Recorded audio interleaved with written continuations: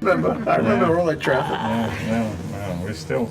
Okay, we're on. We're back. We're live. We're Think Tech Talks here on a given Wednesday. How do I know it's Wednesday? Because it's Energy Wednesday, and every Energy Wednesday is Wednesday. And there's Sharon Moriwaki. She's right over there. She's my co-host for this show. The show, of course, is Hawaii, the state of clean energy, exploring, advancing, fixing, discussing, solving, identifying problems every Wednesday about energy. And Patrick Takahashi is joining us. We are delighted, honored to have him here. He is a director emeritus of HNEI, that's Hawaii Natural Energy Institute, which is a very important organization in the landscape of clean energy in Hawaii. Welcome to the show, Patrick. Thank you, Jay. It's so nice to have you. My pleasure. So first, tell us who you are. Tell us how you got into the studio, who let you in. Well, I bothered you for a minute there, but let me start with 3 books I recently wrote, and I'm going to give you one. Thank you. Simple Solutions for Planet Earth. This is what I did for all my professional life. It's on energy and the environment. My second book was Simple Solutions for Humanity. What I didn't cover in there, you'll find here.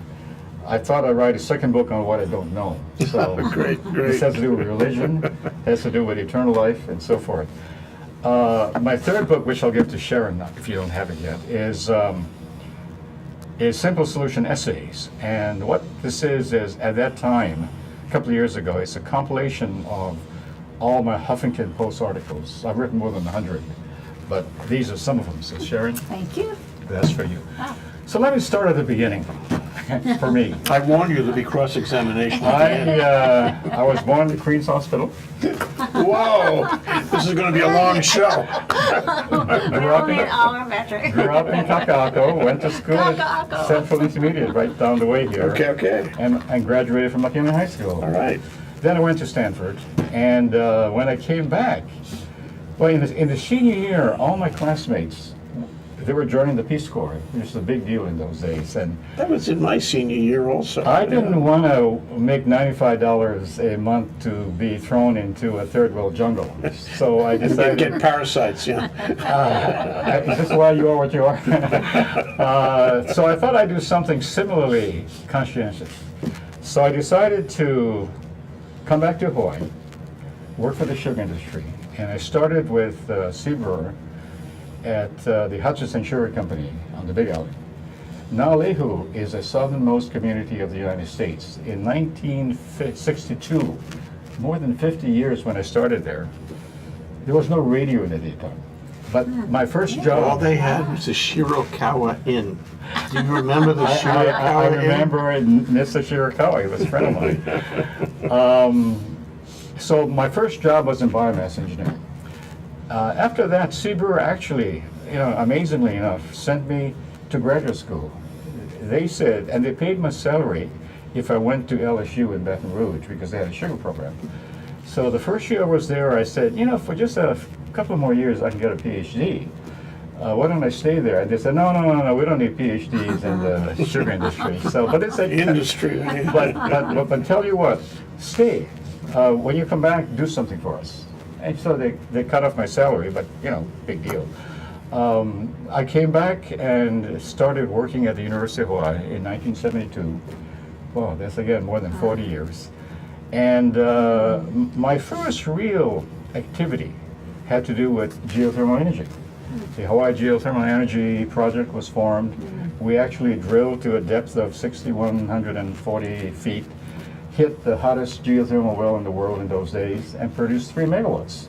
I mean, that's amazing to start a project and actually produce something. Unfortunately, it got hung up by people who didn't Cultural concerns. like what was being done. Yeah. So it took a long time for that technology to get going. So therefore, let's see, 1974 is when the first energy crisis came. And John Shoup, who was the Dean of Engineering, was asked by Governor Ariyoshi then, do something about the energy crisis. So he convened 10 of his faculty. I happened to be the newest because I had just joined. And he had 10 topics. And each of us chose a topic. And the only one left for me, and I'm a biochemical engineer, was wind power. So I said, okay, I'm now a wind expert. And it turned out that as I looked into it, wind power makes sense for Hawaii because we have these amplification of the winds because of the Comes mountains. through, yeah, focused, And, yeah. and the power varies with the cube of the velocity, so you want to amplify it. And so I found my way on a trip to Washington, D.C. to get the pre-Department of Energy, which was the Energy Research and Development Agency in those days, to listen to me. And but before I went there, it turned out I had a friend in the University of Miami who was holding the first meeting of hydrogen enthusiasts. So I went to the first meeting of hydrogen. So after that, I went to Washington, D.C., met with Lou DeVone, who was running the wind program, and I told him that Hawaii is starting a wind program. And he smiled and reached back in his bookcase and brought out this almanac that said that Hawaii has the worst wind power in the United States. And I said, where were these wind measurements taken? He said, oh, airports. Well, but you're not supposed to build windmills at airports. Nobody would let you. And he agreed with me. So I said, tell you what, why don't, on the way back to Hawaii, next week there's the American Solar Energy Society meeting in Colorado, Denver. Why don't you drop by? There's a wind division and talk to them, get some help. And so I did. In those days you could change flights with impunity. And I showed up a little late. The wind division had started meeting. It was dark, room of 75. And at one point I raised my hand and I told him that Lou DeVone asked me to come and seek help from you because Hawaii is going to start a wind program. And the chairman was someone named Frank Eldridge, who had written the book on wind power. By the end of the session, they elected me chairman of the wind division. So I just showed you, if you say things the right or wrong way, you can get elected into anything. What I did, though, is I recruited Frank to come to Hawaii to help us. And he and others, the meteorology department, others, really got our wind program going. I really did very little. But armed with that, in the 74 to 79 period, I happened to... This was Kahuku, right? It was Well, no, Kahuku. Initially, yeah, the first big one, the Boeing one, the 3 megawatt, 2 megawatt was at Kahuku. Yeah. So Frank had a lot to do with, getting that going, at least, the measurements. At one point, I decided, what is the ultimate energy? What is the ultimate? It has to be fusion. After all, the stars do it, or the sun does it. Why not work on fusion? So I actually Tell the people what it is. Fusion is a combination of hydrogen isotopes like deuterium and tritium. When you combine them, you form helium and energy. Okay, this is what the stars do, and so it's universal. It's not nuclear. It's nuclear, but it's nuclear fusion, not nuclear fission. Nuclear fission doesn't blow is things up. plutonium and uranium. No breaking apart. radioactivity. The radioactivity is much less fearsome than plutonium, which lasts for 100,000 year half-life. Tritium is only 12 years. So is it safer? Safer? Fusion is It's safer? safer, but more than that is that it's the ultimate form. There is more hydrogen in the universe. I think something like 90% of the universe is hydrogen. And it's a long story as to how that happened, but it happened after the Big Bang. Anyway, so I went to work for Edward Teller at the Lawrence Livermore National Laboratory. Teller, did you say? Edward Teller, the hydrogen Edward bomb Teller? guy. You work for Edward Yeah, Teller? Yeah. And you're talking to us? Well, you got to stoop every so often. And I worked on fusion for a little bit, and his big deal was laser fusion. He thought that that was the answer as opposed to the tokamak, magnetic confinement. Inertial confinement had more potential. And if you go to Cadarache in France, there is a big tokamak experiment called ITER now going on, where most of the fusion funds are being spent, actually. The laser pathway today is not looking that great, and when I was there in the 70s, it looked like we never developed the laser for the operation for another 50 years, so then I pulled out of that.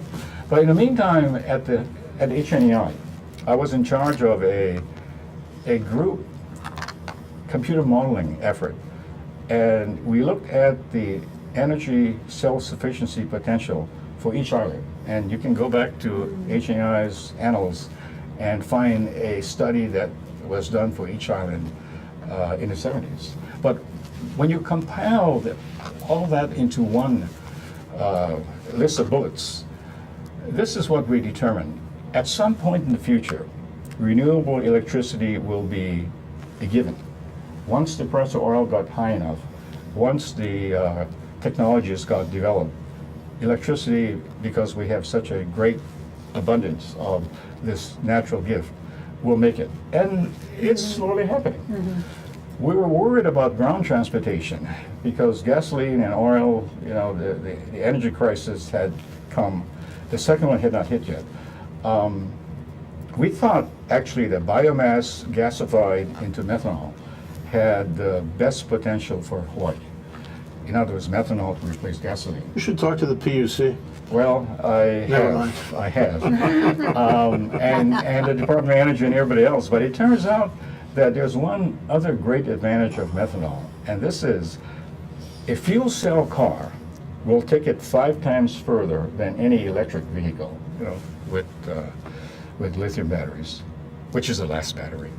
And so why not a fuel cell vehicle? It turns out that methanol, which is the simplest alcohol, A fuel cell fuel. Really, the simplest fossil fuel liquid is the only liquid that can be directly processed by a fuel cell. So the direct methanol fuel cell is a key, you might say, to ground transportation. Unfortunately, soon after that, ethanol was being pushed by the farm lobby, and the farm lobby effectively killed any R&D on methanol. They were just afraid of it.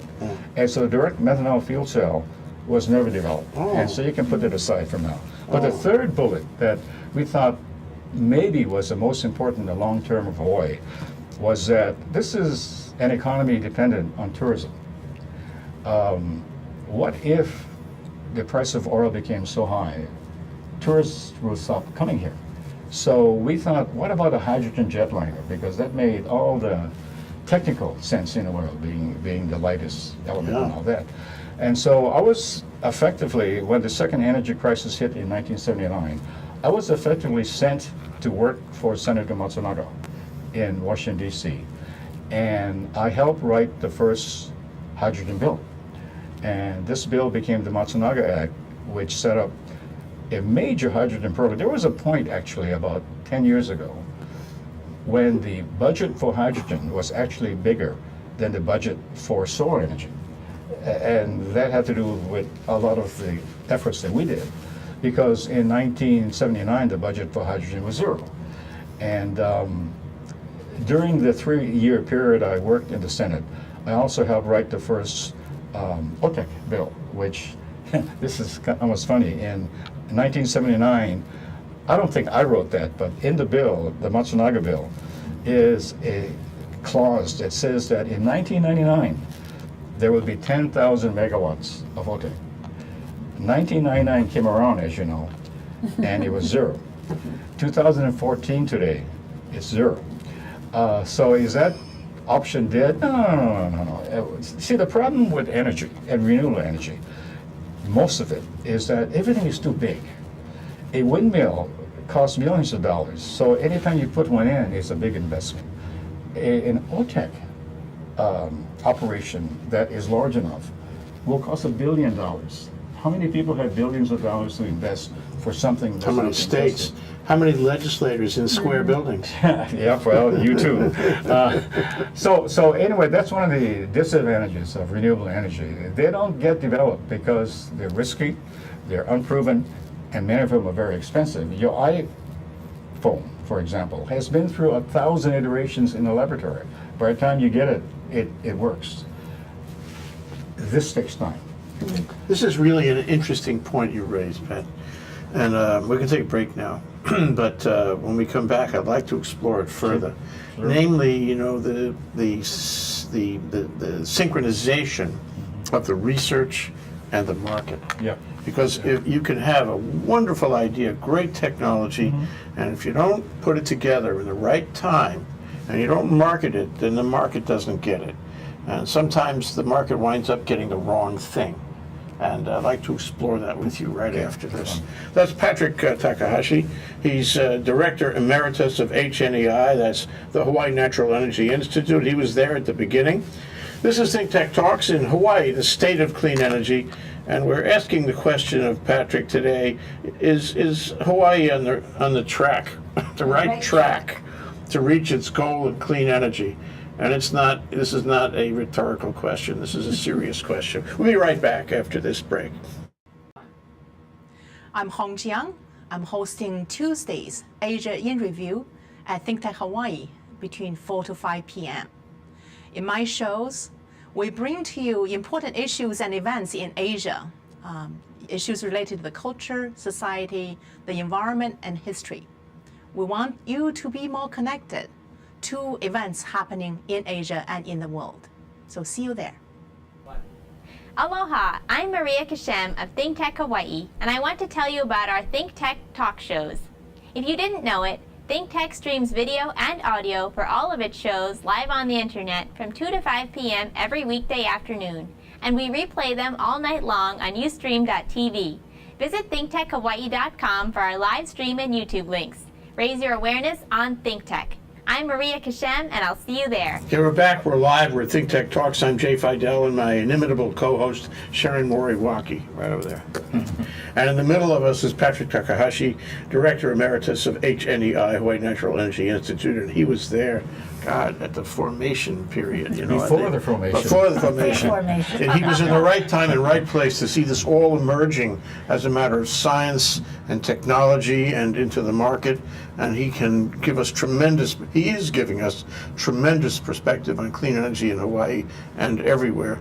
And the question really we put to him is, are we on the right track to get there, to get to clean energy in Hawaii? And the answer is we're not really sure. We're gonna address this further. But you know, I was talking before the break about whether we are really synchronized here, because we have some great technologies that haven't gone anywhere. And you know, you wonder what the barrier is. And then we have some technologies that are, you know, maybe not as great, not as astonishing, and they've gone miles, and they dominate the landscape sometimes. And how, you know, do you agree with that? And what is the phenomenon like in the larger sense? How is it affecting our pathway to clean energy? Well, that's the flaw, in a way, and the misfortune of renewable energy. Many of the technologies are just too large and expensive for our current free enterprise system to handle. Who's going to come up with the first $1 billion to build the first OTEC plant? It's a huge, huge issue. Related to that is that we make fun of energy taking forever to develop, whereas your iPhone you keep changing every 6 months just about.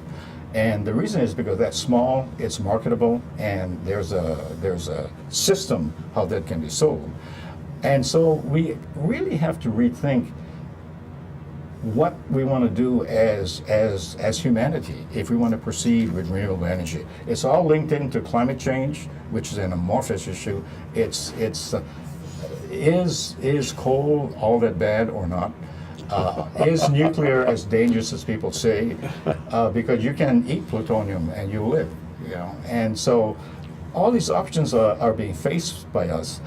Hawaii is so blessed though with the renewables that it seems a shame to keep importing fossil fuels for the rest of our existence, or to bring in nuclear power when we have the sun and the wind and the waves and the plants growing. So. But, you know, it seems to me that if you were king, you would make some pretty dramatic changes. So that's why I think at this point in the show, we need to make you king. Okay. We need to give you, you know, complete power. Right. And take it from where it is now, which is, you know, a little bit off kilter, and some technologies would maybe shouldn't be so dominant, you know, are, and other technologies which are fabulous technologies and never got into the marketplace and have no real prospect right now of getting in the marketplace. What do you do to change that, Patrick? Here's my current assessment. I've been retired. I'm in my 15th year of retirement. I still have an office on campus, and I go in and I talk to people. That's when life begins, don't you But think? essentially, I've had 15 years to think about what I did, what we did, and what it is today. And are we on track? let me put it this way. Gasoline in Hawaii costs 15% more than gasoline in the United States. And people complain, right? Electricity in Hawaii is 300% of electricity in the United States, 36 cents a kilowatt hour versus 12 cents a kilowatt hour for the nation. So therefore it does make sense to do what we've been doing, which is to focus on electricity. It doesn't make as much sense to go hog wild on ground transportation at this point by finding biofuels. There's another reason why biofuels are not working, because they're just not amenable to commercialization at this stage, someday maybe, and therefore universities and national laboratories should do the research, but don't hold your breath for the early commercialization of jet fuel from algae. It's going to take time. Do the research. But coming back to electricity, so therefore, is it wrong that Hawaii, and really the world as a whole, is only focusing on basically 1/3 of the energy consumption, which is electricity? There's still 2/3. I mean, we're not doing anything, for example, for the future of aviation. Now, this is Hawaii's Lifeblood. hugest issue, because if the oil price doubles and tourists stop coming to Hawaii because of the price of the ticket, our unemployment rate will zoom to 50% or some ridiculous level. And if it stays at that price for any length of time, then I fear the worst. The question though is, can we do everything at once? And the answer is no. Hawaii cannot develop a next generation aviation system. We're too small. We cannot be the lead for, say, the direct methanol fuel cell for methanol, because we're a tiny state. So And the costs of research are in the billions. billions, tens of billions, And a long time. And takes we time. don't have the economic power to do that. You have to be realistic. Hawaii is doing what we're doing. So, can anyone criticize what we're doing? Of course, you can criticize, but we're doing what we can. Our government, our society has different kinds of priorities. Crime is important. Education is important. The military is important. Energy becomes and global warming, even worse, becomes a tertiary consideration, because in the case of global warming, you don't really feel the temperature and sea level change at all. I mean, it gets hot and cold, hot and cold. Sometimes it's too cold. So people don't take it too seriously, and therefore the fossil fuel companies have a free rein in managing what gets done. When it comes to energy in Hawaii, though, what can we really do? What else can we do that is more than what we're doing today? And after thinking about it for all these years, I've come to the conclusion that there is not much more we can do. We tried. When the Matsunaga effort with hydrogen was initiated in the 80s, we actually got the Department of Defense and NASA to start the National Aerospace Plane, which is supposed to be run by hydrogen. That will lead someday to a next generation hydrogen plane. Unfortunately, there were too many problems. The project was abandoned. And so, as far as Hawaii and the future of tourism, not knowing the price of oil, it's a huge worry. It's a huge worry. There's all the other issues aside, that one thing could sink us. It absolutely could, and there's nothing we can do about it. Now, there was a point, actually, 6 years ago, you might say, when President Obama became president, and Denny Noe was in charge of appropriations, there was a sense that maybe two Hawaii people can select Hawaii as the test case for the future of aviation, and maybe the DoD and transportation and NOAA could develop some kind of next generation flying craft, not for today, but certainly for 35 years from now. That never happened. No one really tried that hard, although I tried a little bit. I was retired by then. Am I right to say that right now, there's no movement in that area? Nothing has happened. The only thing I know is there's a guy named Rinaldo Bertocco who has started a company I know called... him. Yeah, that's You met him. You met him. Yeah. Is it San Francisco? What is his company? Business Academy or something. Because What is the yeah. World Business Academy? Yeah, I'm part of the World Business Academy, so I Yeah. know them very well. Yeah. Rinaldo has a company now called H2 Clipper. And initially, when he was coming around Hawaii to talk about this hydrogen craft, we wanted to call it the Hawaii Hydrogen Clipper because we wanted Hawaii to be the place where it'll get going. He's actually started a company. He's talked to some DoD people who seem interested. It's not a fast-flying plane. It's a dirigible. But As long as it doesn't blow up. Yeah. no, The I mean, hydrogen. here's this concept which kind of makes sense. It goes 350 miles an hour, which is much faster than a 50-mile-per-hour dirigible that you see at football games. So it goes fast enough so that if you leave, say, Los Angeles at 10 o'clock in the morning, you can get here, within the same late afternoon. So, it's workable. And then, since it's powered by hydrogen, he wants these devices to be fueled by hydrogen developed through wind power and OTEC and photovoltaics and so forth, which he can then ship to the mainland, take some off, and then come back with the remainder. So he sees his overall economy for Hawaii as ideal for its needs. So, keep an eye on this dirigible, even though it sounds like going back to the Hindenburg and all about what that disaster was. I worry about the weather. Here we live in a world where climate change is changing everything, Yeah. and you can't, have any real reliance on good weather. And take a dirigible up there, even if it doesn't burn and sink, that dirigible could be thrown off course by a lot, by bad weather. On the other hand, you have mathematical, satellite readings and everything, and you can avoid storms. For the same reason, ocean thermal energy conversion is going to be difficult because there are hurricanes and things. And so putting a 1,000 megawatt OTEC plant ship, say on a Blue Revolution grazing platform, which is what my biggest interest is in now, because if you look at the future of Hawaii and where we could head, what other economic pathway is there? We have the ocean around us. Our land is pretty much taken. So why not use the ocean? And as you know, if you go down 1,000 meters, you find deep cold water that's high in nutrients. So you bring the nutrients up with the temperature differential and you start a new kind of system. Well, let's talk about that. Let's talk about it because you remember for this discussion, you are king. You can make the Right. ultimate decision. As king for the day, Yeah, okay. For the hour, anyway.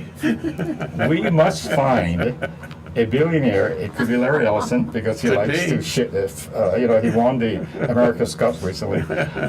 He has a plane.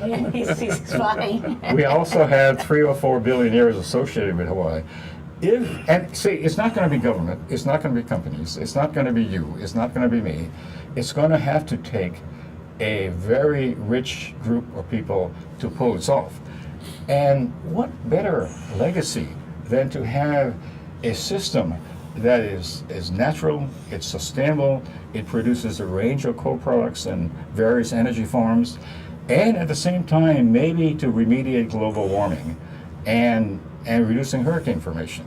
Because you would place these platforms at the warmest spot of the ocean, you want a temperature differential, which means that you can perhaps minimize the formation. Is this the Alfred Yee project? Alfred G was part of our Is that right? consultant. Oh, no kidding. He and Hans Kroc, I don't know if you know Hans Kroc, sure, many times. Hans has one concept. Lockheed Martin has, sad to say, basically abandoned Hawaii because they found a customer in China. So their first 5 to 10 megawatt system is going to be built probably somewhere in Chinese waters. So who's running the OTEC laboratory in Well, Delhi now? the laboratory remains important. Is that Lockheed and Martin useful. still or somebody else? Lockheed Martin was never running the site. What it was a Hawaii operation that served as host for people who wanted to come in to the research and to start companies. And if you've been to NELA at all, you know there are 20 plus companies there actually making money.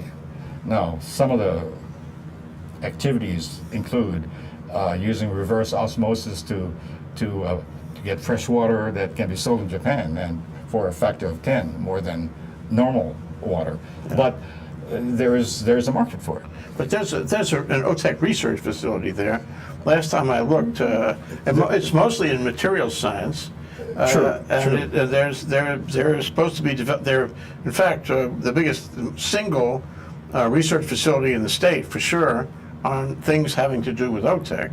They're remaining, because there used to be a big ship out there, do you remember? Well, the Mediotech was the one that first did it. Lockheed actually did that. And but let's go back to you as king. Okay. And don't worry about the Capitol. Yep. As king, you can control as the king, Capitol. I'm going to command Larry Ellison and these people to Okay. come up with that. It's great to be king. You know, Mel Brooks said that. the Blue Revolution planship. And by the way, Jay, Leighton Chung and Benny Ron University and Sure. Patent Attorney Yeah. will be here soon to bring you up to date on what they're doing. But I'm sort of like a cheerleader, and there are other people putting together the package. And I know you are, and that's why it's so refreshing to make you king. at some point, they will feel like they're ready to come and share with the public the hopes and promises of something called the Blue Revolution. Right now, it's just a dream. Yeah. It's a dream. Well, they've talked about it. We'll take another break. That's Patrick Takahashi, Director Emeritus of HNEI, Hawaii Natural Energy Institute, here on Think Tech Talks. Hawaii, the state of clean energy. Are we on the right track to reach our goals in clean energy? Serious question. We'll be right back after this break. Aloha, I'm Jay Fidel. This is Think Tech Hawaii, broadcasting live from the Pioneer Plaza in downtown Honolulu. We raise public awareness about tech, energy, and globalism in Hawaii. Technology is critical to our state.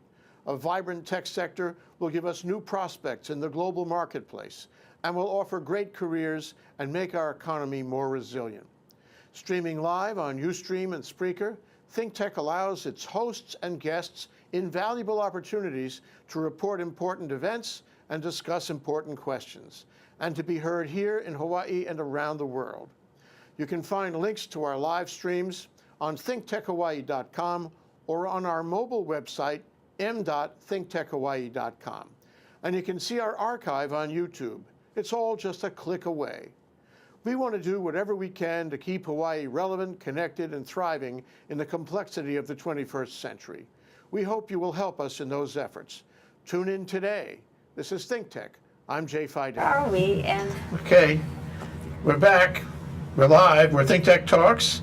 Hawaii, the state of clean energy. Is Hawaii on the right track to achieve its goals in clean energy? With Dr. Patrick Takahashi, Director Emeritus of HNEI, a very important organization. And we made him king for today, so he's really, he's empowered.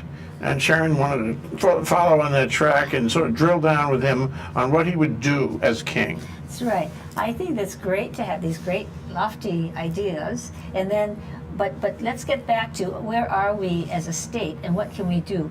Are we on that right track? And what if not, or if so, where is the next step? Are we going in the right pathway, or do we need to do something else? I think you mentioned transportation, and we're not doing anything there. But you said, well, we can't do anything about the airlines, but what can we do? I mean, what is possible for us to be much more self-sufficient? Let me say that you, particularly with your Hawaii Forum, MG Forum, Jay, with everything you're doing, the state legislature, the governor, the small companies, big companies, they're doing as best they can. And here's the problem. I mean, it's not really a solution, but it's a problem that we should at least appreciate. When I worked in Congress for 3 years, some things made it and some things didn't make it. It turns out that there are organizations called lobbyists that have a very important role to play in all of this. And there are priorities, as we talked about, in our society that outweigh an energy problem. And we as a society, and we in Hawaii, have made the decision that energy, it's important, but it's not that important enough to put aside our tax monies to spend on it. And the worst thing we can do, I think, is, for example, to give so many incentives to all the renewables by taking our tax monies, let's say 50% of it, and make sure that all these energies become competitive right away. That's not smart, because many of these technologies are just not ready. Solar photovoltaic electricity today is twice the cost of wind power, which is still expenses enough at 6 to 8 cents a kilowatt hour that it doesn't compete well with natural gas fired turbines. Old nuclear plants and old coal plants can do it for 3-4 cents a kilowatt hour. You just can't compete. So you can't put your assets into something that's non-competitive. That makes no sense at all. But what you can do is, if global climate change is real, and I think it is, but unfortunately the leaders of our country are waffling on this subject. Unless something traumatic and dramatic happens, I do not see Hawaii or the nation or the world doing much more than what we're doing today, which is the best we can do with electricity, because we have set the priorities. This is why our education system is somewhat suspect, and that's because we say we want the best possible for our children. We don't put money there. We just have come to the point where we have allowed the best 5% of our graduates in college to run the country, which is not all that bad, because you need followers anyway. Is it the top 5% or the bottom? Well, hopefully it's not. It could well be for nefarious purposes, not the top 5%. But the point is, are we on track? Yes, we're on track, because the system has put us into the track. There's nothing else we could have done. Okay, but wait, specific questions now. You're king. Do we collectively put more money into OTEC? Do we push to develop? Is OTEC that good in the theory of it? Okay, let me address this in a wider forum. But basically, I'm king, or I'm the benevolent dictator for the world. And I will You don't have to determine- be benevolent. You can do anything you Make want. some Okay, I'll decisions, be- It's great to make be some king. decisions and have a good reason for it. I'll be God and everything else. Effectively, it's this. Yes, I can dictate what the future would be, and what I would do is to outlaw wars. $3 trillion was spent in the Middle East 12-year war period. $3 trillion. Now, sure, we Wait till you see what happens in Ukraine. well, yeah, we'll come to that. But can you imagine if these $3 trillion were instead spent on OTEC and global warming and solar photovoltaics and wind power and undersea cables to connect the islands and the world, for all that matters? Well, what happened? We spent the money for war. Today, if you watch television, you see that because of Ukraine, the Congress is saying, wait a minute, President Obama, you cannot cut the defense budget. The United States has to be supreme to cut our army by 100,000 people.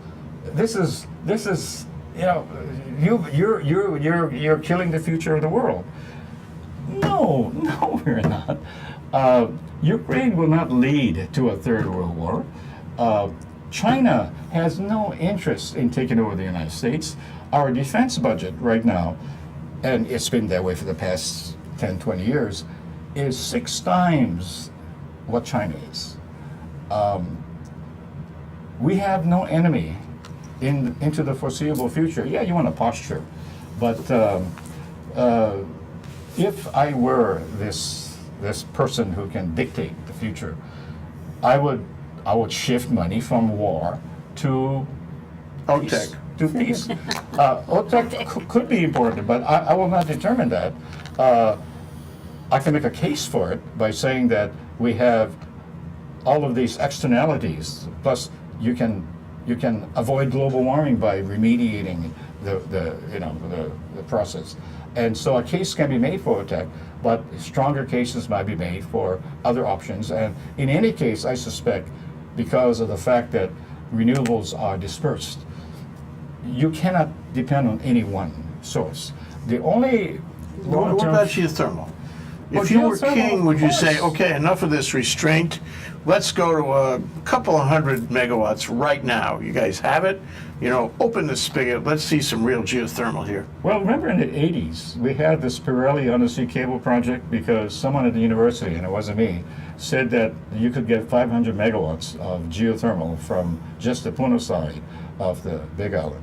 And money was spent to design this cable, which they are now rethinking, and I think should be done, even though the ratepayer is going to pay for it. Are you thinking that in your scientific capacity or your monarchical capacity? Both. Both.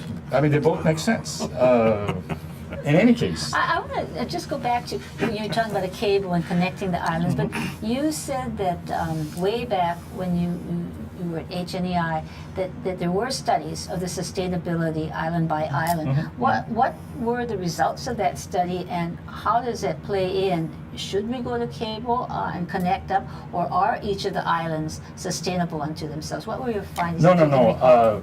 Connecting the islands made sense from the beginning, and that's because renewables are dispersed, and you might have wind at one site and not at the other. So you want to have a balanced statewide grid, because one island will be affected by clouds and winds and whatever forces.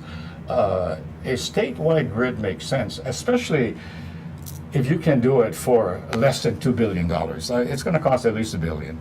And Kauai is a problem right now because the depths go down to 10,000 feet, which is test sea.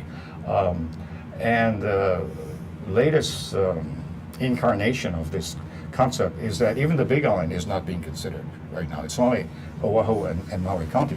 I think all islands should somehow be in place. But who knows, someday, maybe, there could be microwave power, that could be effective. Ooh, interesting idea. Because, for example... You don't want to get in the way, though. True. but I used to work with a guy, not work with, but talk to and communicate with a guy called Peter Glazer. He was the one who was in charge, kind of nationally, by hosting meetings of solar power plants in space. And so we interacted quite a bit. And he had a microwave concept that would beam the power from space back to Earth. And he Or said... vice versa, right? Well... You beam it up and then it beams down somewhere else? No, you put these subtle photovoltaic panels up there in space, and then you convert the sunlight by a beam down to Earth. And he said there was a way to do it safely. I wondered how he would do it. Don't get in the way. But he said it was possible, and who's to say it was not possible when he said it was possible. I think Dr. No was working on this, too. Well, the Japanese are now the lead for this Really? project. They are actually seriously looking at this concept.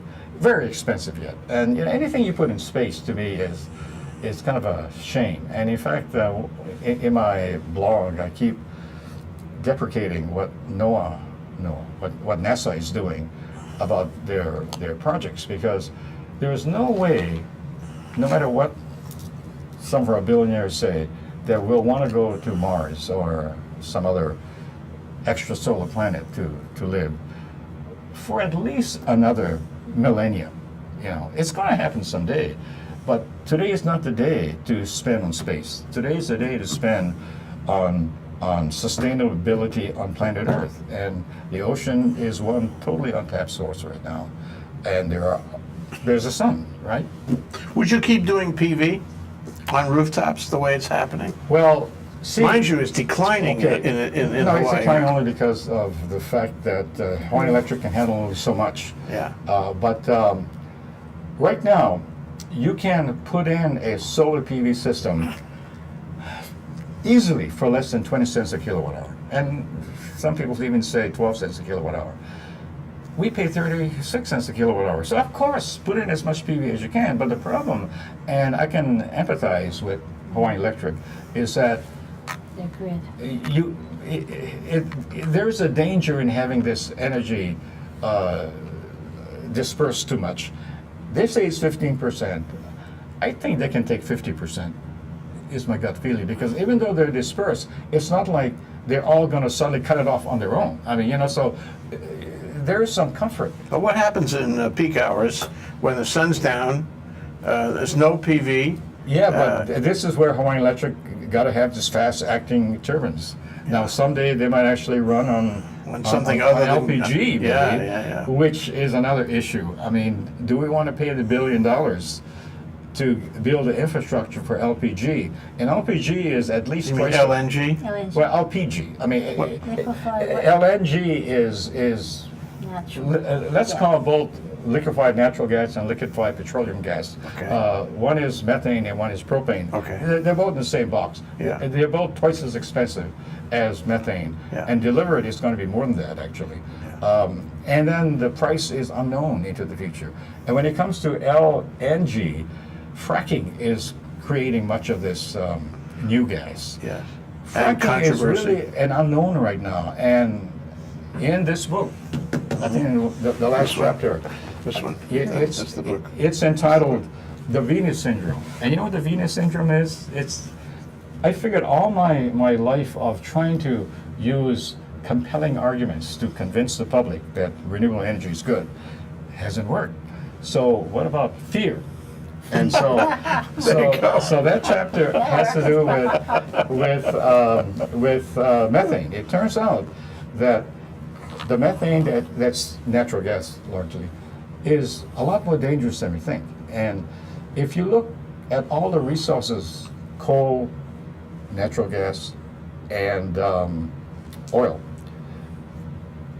there's twice as much energy in methane encased in ice in the bottom of the ocean, twice as much than all of the coal, oil, and natural gas. And therefore, this is the resource. It's spread out, so you can't really mine it, although Japan is trying. It's spread out, but it's also located all around the Ring of Fire. And so it occurred to me, gee, why don't I come up with a novel that has a Ring of Fire volcanically and earthquakingly jiggering around at one time, so that much of this methane is brought to the surface. One molecule of methane that immediately gets set in the atmosphere is 75 times more dangerous than one molecule of carbon How dioxide. dangerous? I mean, 75 times what is more. what is the nature of that danger? Because it creates global warming. Ah, 75 times worse than a molecule of carbon dioxide. Now, they say the average life of this methane is a factor of 20 more only, but depends on how long it's been in the atmosphere, because methane it oxidizes and turns to carbon dioxide over time. But the Venus syndrome is looking at planet Venus. The atmosphere is carbon dioxide. The atmosphere is carbon It's in this dioxide. book. The temperature is close to 1,000 degrees Fahrenheit.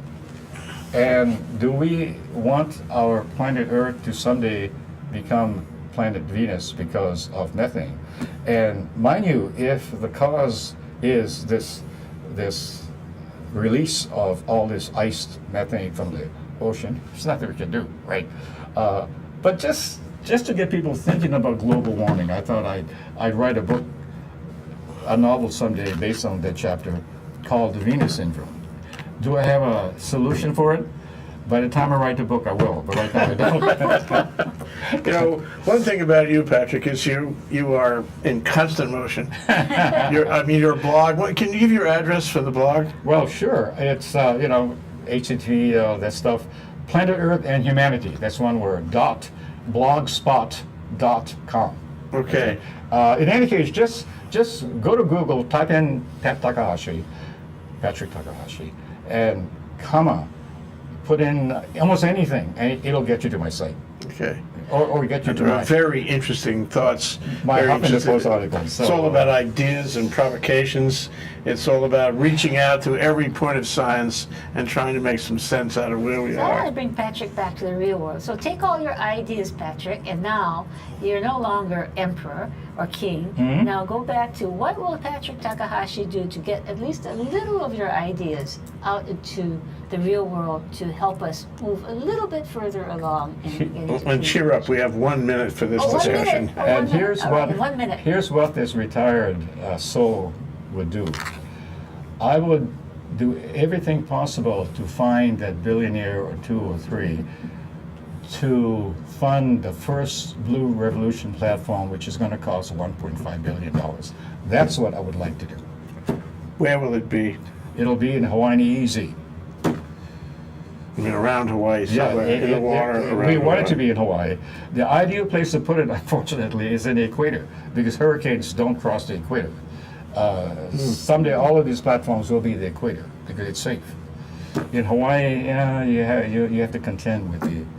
We have to learn how to do it. Yeah. There's some, you know what I've learned from this discussion, and I really appreciate you coming down, is the possibilities are unlimited, and that we have possibilities we really haven't fully investigated, discovered, and we have to find new structures. Maybe it's something about being king and emperor. We have to find new structures in order to make them happen, because our existing structures are just unable to embrace these new ideas. And I've always thought the benevolent dictator was the ideal form of government. As we were talking, as screwed up as our country might be today, or how broken our government is, we are still the best country ever in the history of humanity. We are supreme. We'll be supreme for the next century at least, I think. We're doing the best we can. It's not satisfactory, but I don't know how we can change it.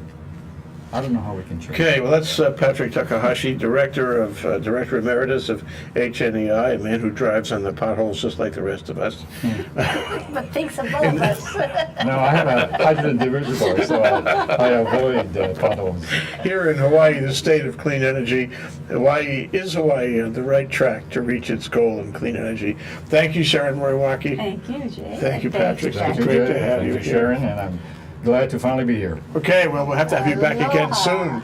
Aloha, everybody.